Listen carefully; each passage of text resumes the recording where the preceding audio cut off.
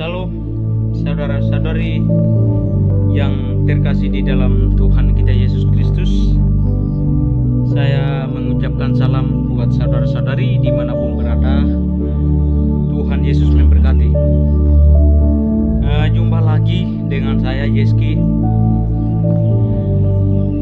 Saat ini saya lagi mencari udara dan mencari angin di kebun pisang dan kebun singkong, dan kebun ini khususnya singkong dan pisang. Dan kontrakan kami udara tidak bisa masuk, sehingga saya sedang mencari di kebun pisang dan singkong. Namun saudara-saudari, kesempatan ini saya juga perlu menyampaikan dan bagikan tentang firman Tuhan, karena setiap kebutuhan jasmania itu kita bisa tahu dan bisa mengetahui bahwa saya saat ini membutuhkan ini, dan kita cepat untuk mencukupi setiap kebutuhan itu secara jasmania. Tetapi saudara-saudari, secara rohania itu kebutuhan tidak pernah kelihatan, ya. Tapi kita selalu mencari dan memperjuangkan sampai pada akhir zaman Yesus akan datang kedua kalinya. Nah, maka itu saat ini juga saya layak menyampaikan firman Tuhan. Satu ayat firman Tuhan yang sangat terkenal di dunia. Namun ayat ini banyak orang yang menafsirkan bahwa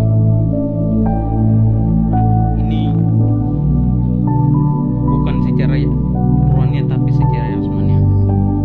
Tetapi saudara-saudari, sayang sekali orang-orang yang menafsirkan tidak sesuai dengan firman Tuhan. Nah, maka itu saudara-saudari, kesempatan ini saya akan bagikan maksud dan tujuan dari satu ayat firman Tuhan, yaitu adalah di dalam Efesus pasal 2 ayat 1. Di situ firman Tuhan berbunyi, "Dahulu kamu sudah mati karena pelanggaran-pelanggaran dan dosa-dosa."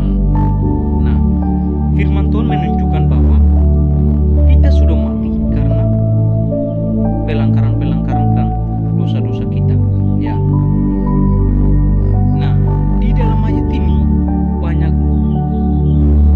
banyak orang-orang menafsirkan bahwa mati di dalam ayat ini adalah mereka mengartikan bahwa ini secara jasmania. Tetapi pribadi saya sangat sedih dan sayang sekali, karena ini dalam ayat ini adalah bukan secara jasmania, ya, tapi mati di dalam ayat ini adalah mati secara rohania. Mengapa kita tahu bahwa ini adalah mati secara rohania? Karena sebelum Yesus datang ke dalam dunia, itu memang semua orang-orang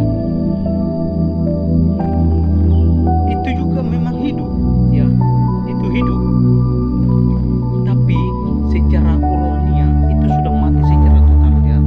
Itu sudah mati secara total. Nah, dan pada waktu Adam dan Hawa yaitu dalam dosa di Taman Eden, disitulah secara rohani itu sudah mati. Nah,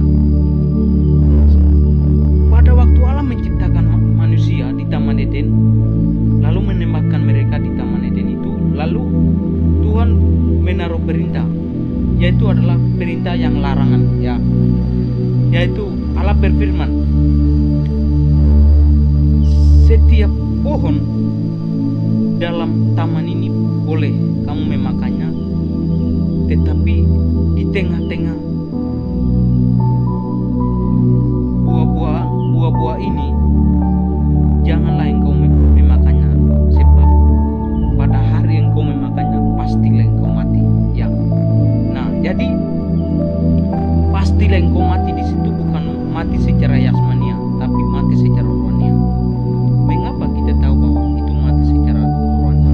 Karena di dalam Kejadian 5 ayat 5 di situ mengatakan bahwa Adam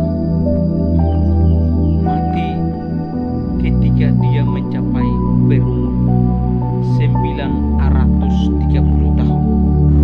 Itu secara yasmania Adam mati 930 tahun.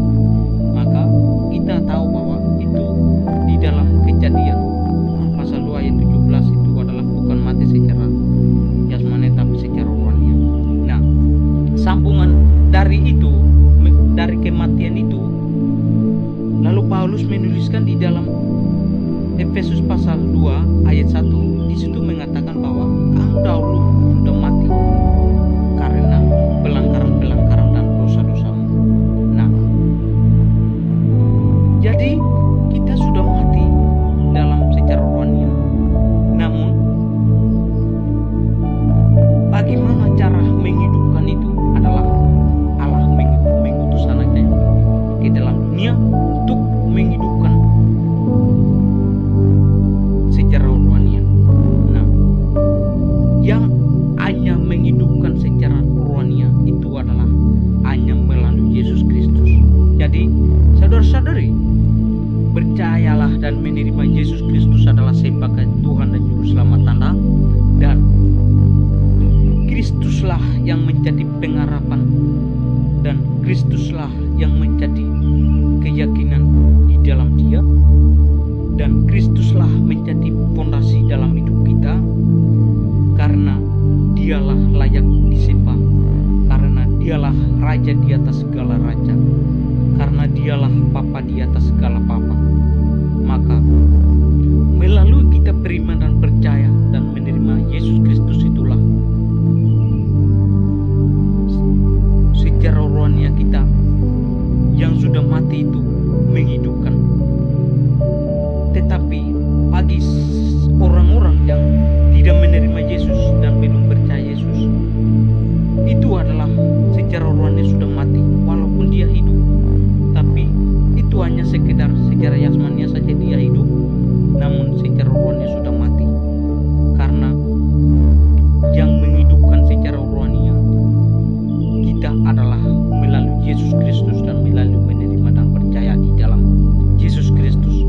Maka Yohanes pasal 1 ayat 12 mengatakan bahwa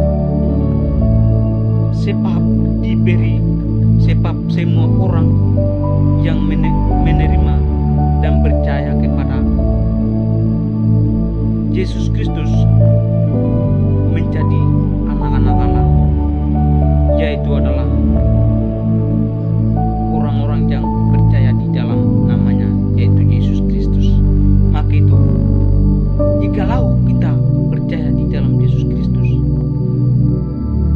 percaya dan hidup di dalam Yesus Kristus, maka ada keselamatan dan ada jaminan untuk kita mendapatkan keselamatan dari Yesus Kristus. Maka itu, jangan menunggu waktu, tetapi memperjuangkanlah kesempatan-kesempatan itu untuk mengumpulkan, mendapatkan keselamatan dari Yesus Kristus.